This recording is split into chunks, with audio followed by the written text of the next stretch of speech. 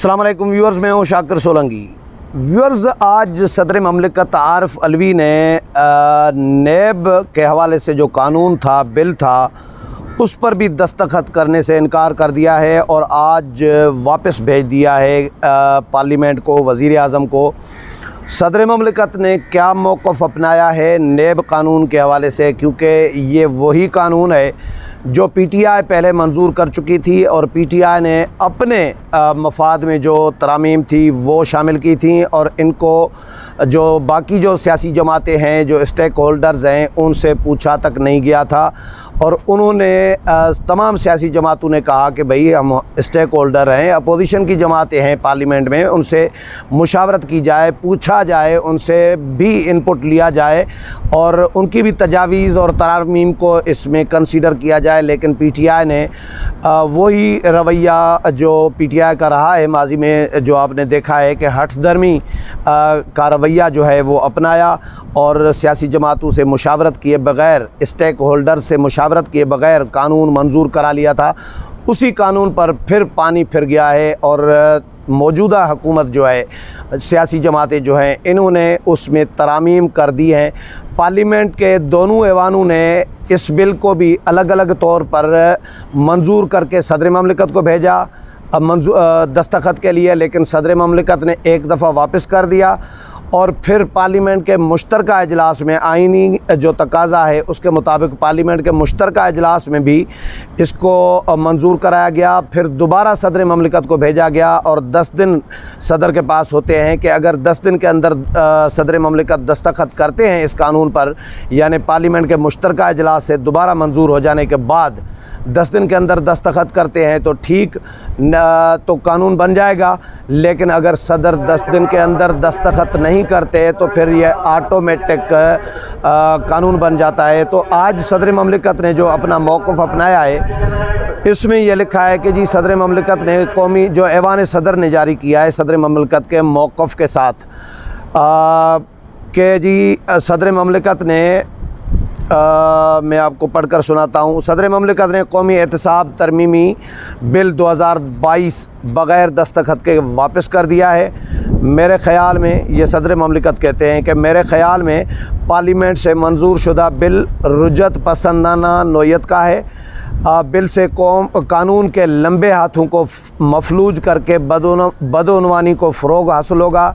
ये बिल बदउनवान अनासर के लिए वाज़ेह पैगाम है कि वो किसी को भी जवाबदेह नहीं है और बिला खौफ व ख़तर अपनी लूट मार जारी रख सकते हैं। पाकिस्तानी अवाम में कोई दो राह नहीं पाए जाते कि बदउनवान अनासर ने बेतहाशा दौलत इकट्ठी कर रखी है। ये सदर ममलिकत समझ लें कि जो मौजूदा जो सियासी जमातें जो हुकूमत में हैं उन पर इनडायरेक्ट उनकी तरफ इशारे हैं सदर ममलिकत के। तो आगे यह कहते हैं जी कमज़ोर आदमी मामूली जराइम में भी पकड़ा जाएगा, जबकि बासर बदउनवान अनासर का कौम का खून चूसने की मकरू अमल की खुली आज़ादी मिल जाएगी। एहतसाब के अमल को कमज़ोर करना न सिर्फ खिलाफ आइन है बल्कि पहले से मसाइल ज़दा पाकिस्तानी अवाम के बुनियादी हुकूक़ के भी ख़िलाफ़ है। इस हकीकत से बखूबी आगाह हूँ कि सदर पाकिस्तान के बिल पर दस्तखत न करने के बावजूद ये बिल कानून की हैसियत अख्तियार कर लेगा। दुनिया भर के ममालिक को वाइट कॉलर क्राइम पर काबू पाने की कोशिश की जा रही है। दुनिया भर के ममालिक में सियासी अनासर का काला धन जो कि टैक्स चोरी, अब ये देखें सियासी अनासर का लफ्ज़ यूज़ किया है, यानी पीटीआई के अलावा बाकी सारे दूध के दुल्हे हैं। इन्होंने पीटीआई में जो इन्होंने इनकी पार्टी के लोगों ने गबन किए, जो इन्होंने मेगा करप्शन जो इनके दौर में हुई है उसको दिफा या उसको जो को तहफ़्फ़ुज़ है वो देने के लिए इन्होंने कानून साजी कराई थी, यानी पीटीआई ने। उसको सदर ममलिकत उसका दिफा कर रही हैं और मौजूदा हुकूमत की जो कानून साजी है जिसमें नेब के इख्तियारात कम किए गए हैं, इसमें कोई शक नहीं है।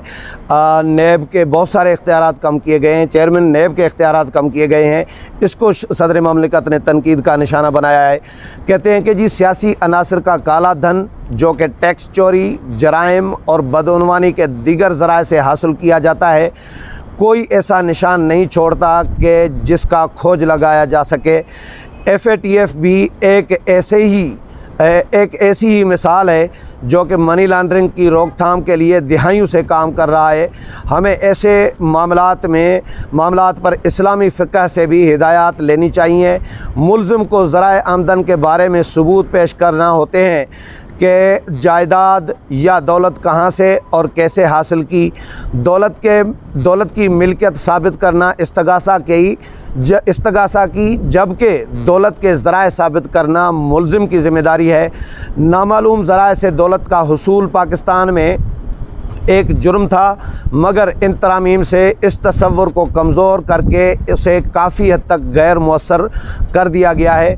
اعلیٰ عدلیہ نے بھی اس عام تاثر کی عکاسی کرتے ہوئے کہا کہ بدقسمتی سے نیب آرڈیننس کے نفاذ میں خامیاں موجود ہیں۔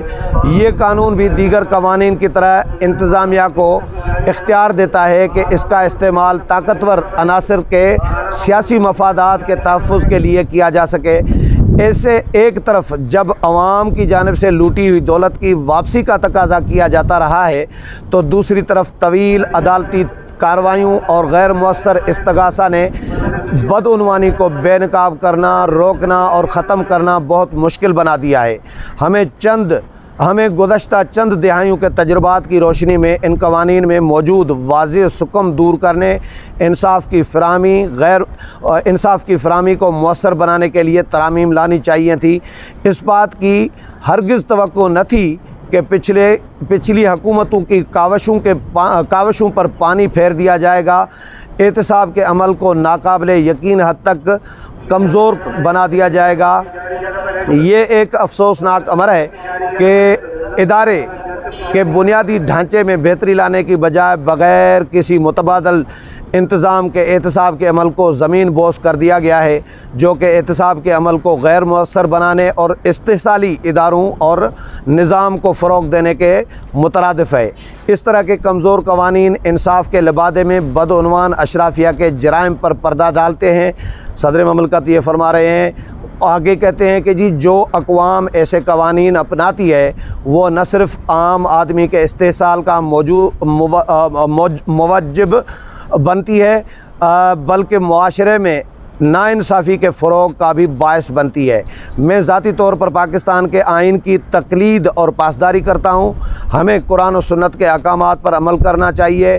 میں خود کو اللہ تعالیٰ کے سامنے جوابدہ سمجھتا ہوں اور اس سے معافی کا طلبگار رہتا ہوں۔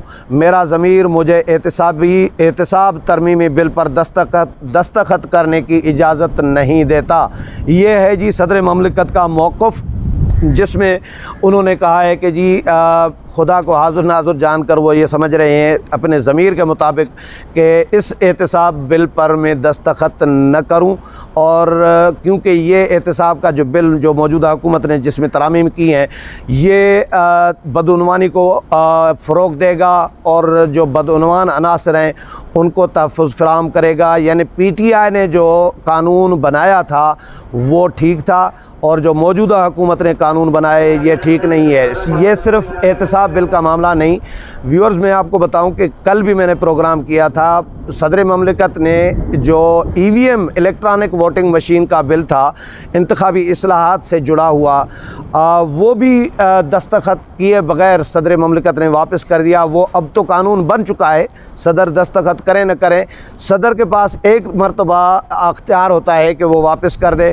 دوسری مرتبہ ان کے پاس اختیار نہیں ہے، دوسری مرتبہ آئین کے پاس اختیار ہے کہ صدر پارلیمنٹ کے پاس اختیار ہے کہ صدر چاہے دستخط کرے نہ کرے وہ قانون بن جاتا ہے۔ تو صدر نے آج احتساب بل پر نیب کے حوالے سے بل پر دستخط کرنے سے دوبارہ انکار کر دیا ہے، جس کی وجہ سے آئین کے مطابق اب یہ بل قانون بن گیا ہے، یہ بل بن گیا ہے، یہ نافذ العمل ہو جائے گا صدر کے دستخط کے بغیر ہی۔ امید ہے پروگرام پسند آیا ہوگا، اگلے پروگرام میں پھر ملاقات ہوگی، تب تک اجازت چاہتا ہوں، اللہ حافظ۔